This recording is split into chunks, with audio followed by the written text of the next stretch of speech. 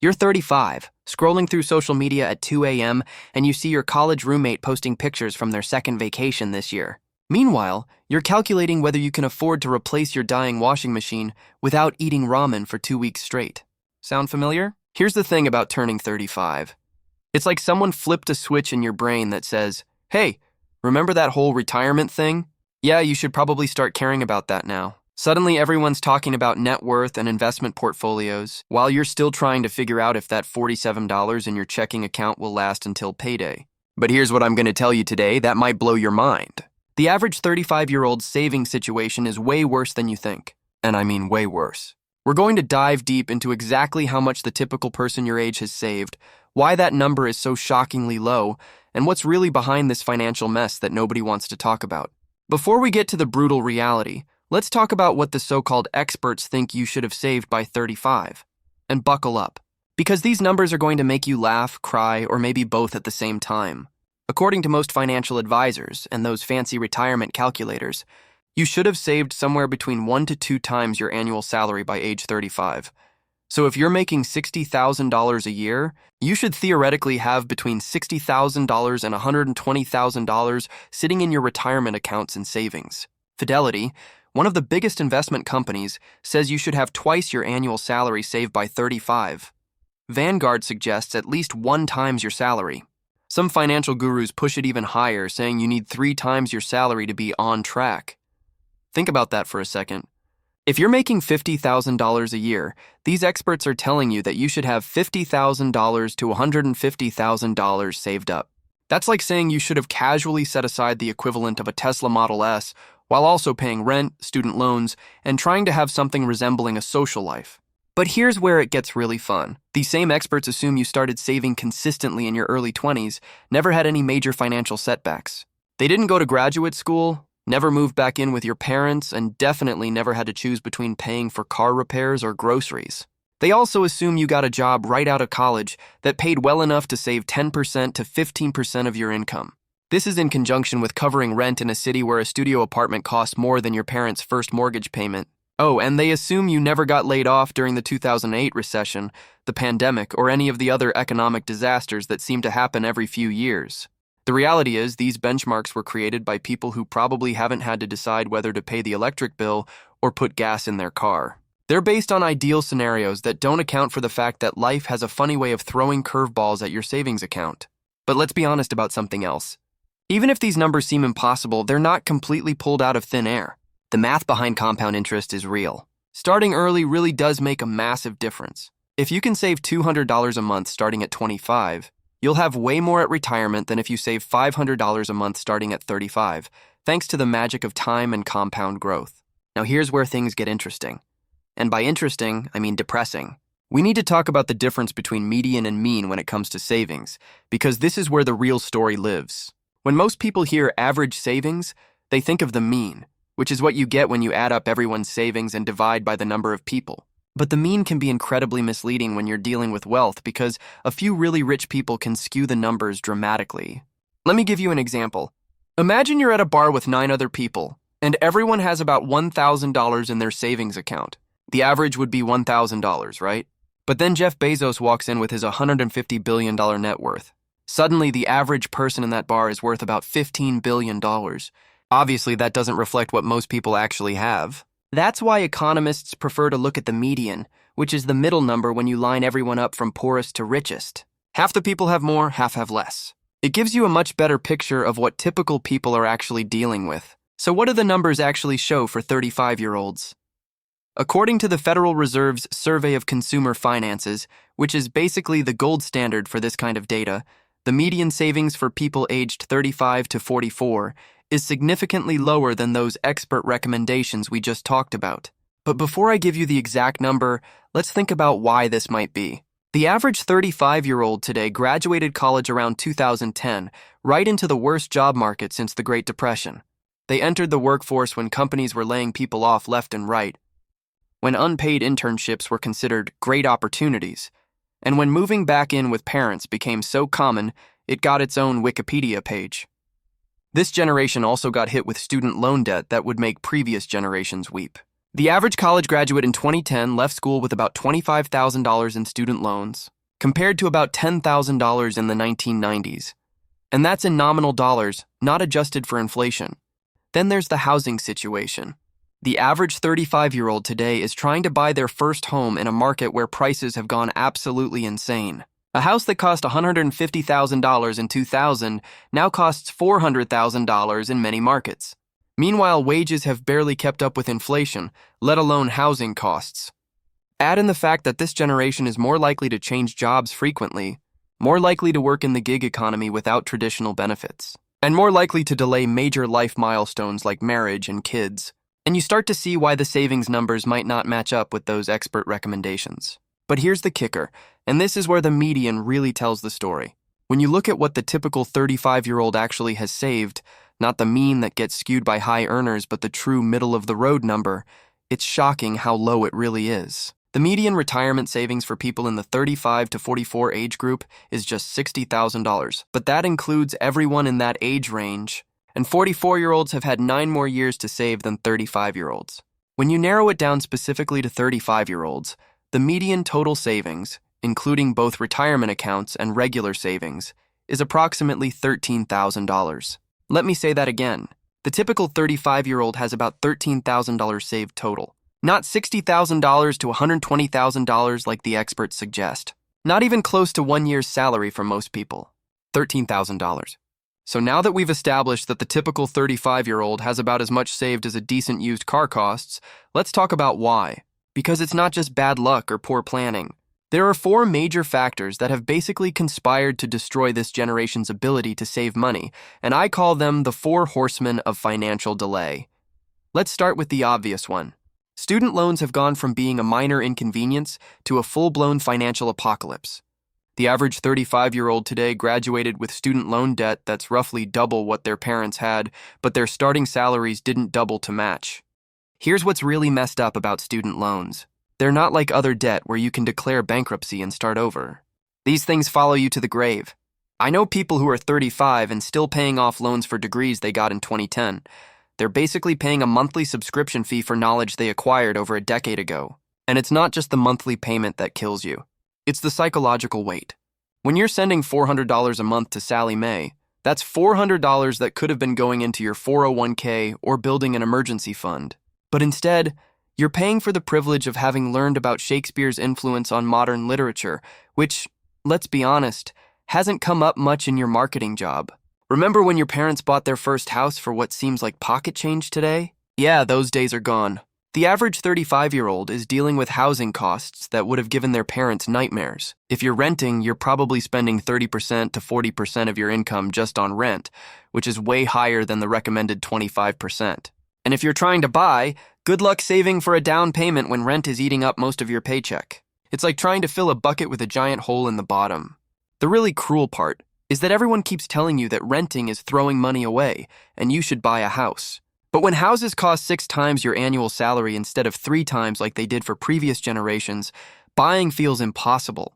So you're stuck in this weird limbo where you can't afford to buy but feel guilty about renting. Here's something that doesn't get talked about enough.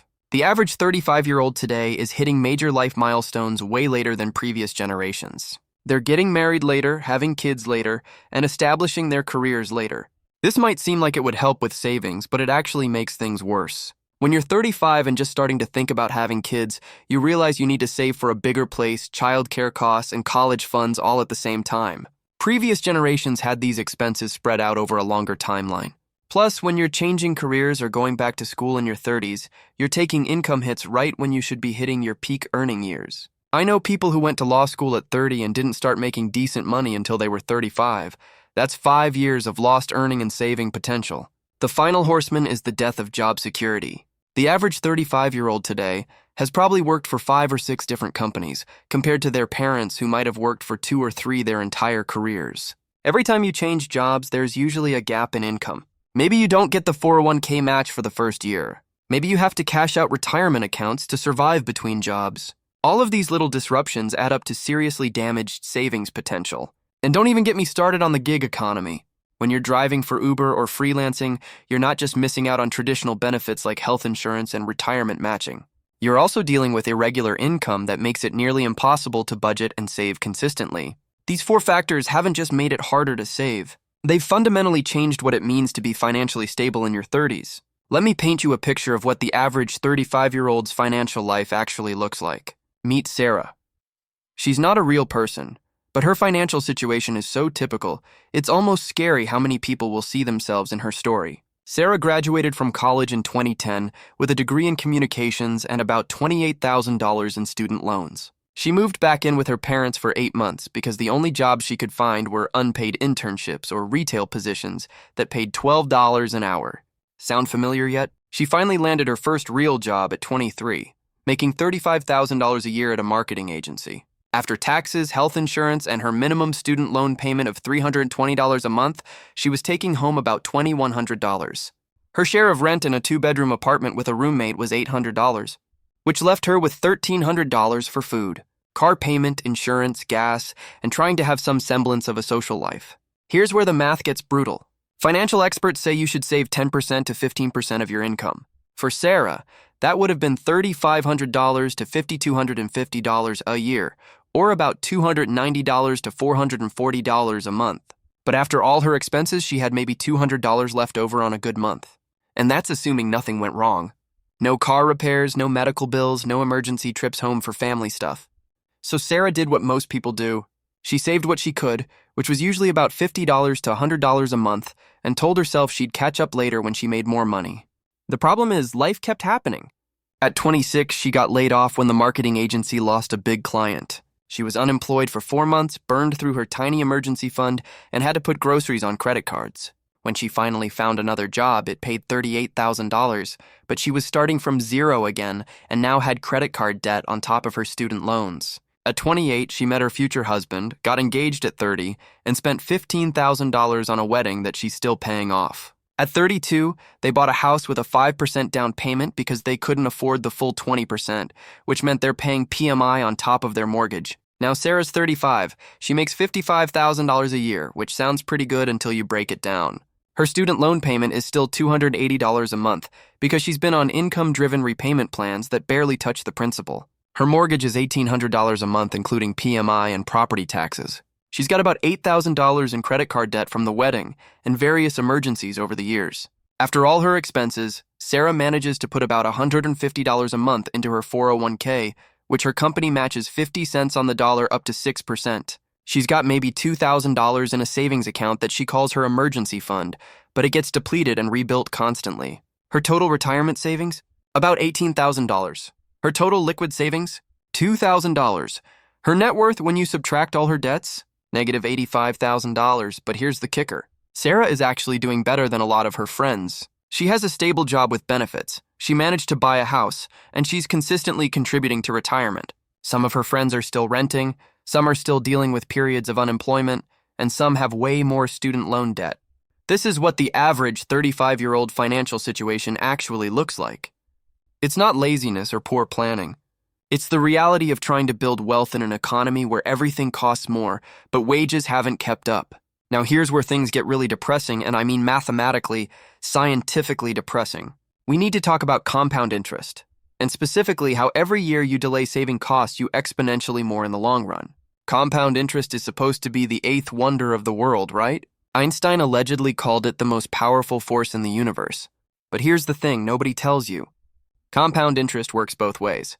It can make you wealthy if you start early, but it can also trap you in financial mediocrity if you start late. Let me show you exactly what I mean with some numbers that will probably make you want to throw your phone across the room. If you start saving $200 a month at age 25, assuming a 7% annual return, you'll have about $137 million by age 65. That's 40 years of saving $200 a month, which totals $96,000 of your own money. The other $127 million? That's compound interest doing its magic. But if you wait until 35 to start saving that same $200 a month, you'll have about $610,000 by age 65. You save for 30 years instead of 40, contributing $72,000 of your own money. The compound interest only added about $538,000. Think about that. By waiting 10 years, you lost almost $760,000 in retirement wealth. That's not a typo. Delaying your savings by 1 decade costs you $750,000. But it gets worse. What if you want to catch up? What if you're 35 and you want to end up with the same $1,370,000 that the 25-year-old will have? You'd need to save about $460 a month instead of $200. That's more than double. This is what I call the compound interest trap. The longer you wait, the more impossible it becomes to catch up. It's like trying to win a race where your opponent got a 10-mile head start and the gap keeps getting bigger every mile. And here's the really cruel part. The average 35-year-old with $13,000 saved isn't even in the race yet. They're still in the parking lot trying to figure out where the starting line is while compound interest is running away from them at full speed. This is why that $13,000 number is so devastating. It's not just low compared to expert recommendations. It represents years of lost compound growth that can never be recovered. All right, so we've thoroughly depressed ourselves with the math. You're 35, you've got $13,000 saved, and compound interest is laughing at you from the finish line. But here's the thing about being in your 30s that nobody talks about. You're actually in the sweet spot for making dramatic financial changes. Think about it. You're old enough to have learned from your financial mistakes, but young enough that you still have 30 years until retirement. You're probably making more money than you did in your 20s, and you've hopefully figured out the difference between needs and wants. This is when you can actually start building some serious momentum. First, let's talk about the emergency fund because I know what you're thinking. Adam, I can barely save $100 a month, and you want me to have 6 months of expenses saved. Look, forget the 6 months rule for now. Start with $1,000, that's it. Just $1,000 in a high-yield savings account that you don't touch unless your car breaks down or your water heater explodes. Here's why this matters more than you think. That $1,000 buffer means you won't have to put emergencies on credit cards, which means you won't be paying 22% interest on car repairs for the next 3 years. It's not about the amount, it's about breaking the cycle of debt that keeps you stuck. To get that $1,000, you need to find about $85 a month for a year. Cancel one subscription service, eat out twice less per month. Sell stuff you don't use. Have a garage sale. Drive for Uber for 4 hours on Saturday mornings. I'm not saying it's easy, but it's doable. Once you have that emergency fund, here's where you need to get aggressive with retirement savings. I know everyone says to pay off debt first, but if your company offers a 401k match, you're leaving free money on the table. If your company matches 50% up to 6% of your salary, and you're making $50,000, that's $1,500 in free money every year. Think about it this way. If you contribute $3,000 to get that full $1,500 match, you just made a 50% return on your investment immediately. You're not going to find that kind of guaranteed return anywhere else. So even if you have credit card debt, contribute enough to get the full match first. Now about catching up. The IRS actually gives people over 50 something called catch-up contributions, where you can put extra money into retirement accounts. But you're 35, so you don't qualify yet. However, you can still max out your regular contributions if you get serious about it. The 401k contribution limit for 2025 is $23,500. I know that sounds impossible when you're used to saving $150 a month, but hear me out. If you get a raise, put the entire raise toward retirement. If you get a tax refund, dump it into your 401k. If you get a bonus, retirement account. Every windfall, every extra dollar goes toward catching up. Here's a strategy that actually works for people in their 30s. It's called the 1% strategy. Every year, increase your 401k contribution by 1% of your salary. If you're contributing 3% now, make it 4% next year, 5% the year after that. Most people don't even notice a 1% change in their paycheck, but over 10 years you've increased your savings rate dramatically. But let's be real about something else. You might need to make some bigger changes. Maybe you need to get a side hustle. Maybe you need to move to a cheaper area. Maybe you need to get a roommate to cut housing costs. I know these aren't fun conversations, but if you're serious about catching up, you might need to make some uncomfortable decisions. The good news is that your earning potential is probably nowhere near its peak. The average person sees their highest earning years between 45 and 55. So if you can get your savings habit locked in now and your income continues to grow, you can actually make up a lot of ground. Here's something else to consider. If you're married or planning to get married, you need to get on the same page financially. 2 people working toward the same goal can save way more than twice as much as one person working alone. Combined incomes, shared expenses, and coordinated savings can dramatically accelerate your progress, especially when combined with my secret strategy that I share in this next video.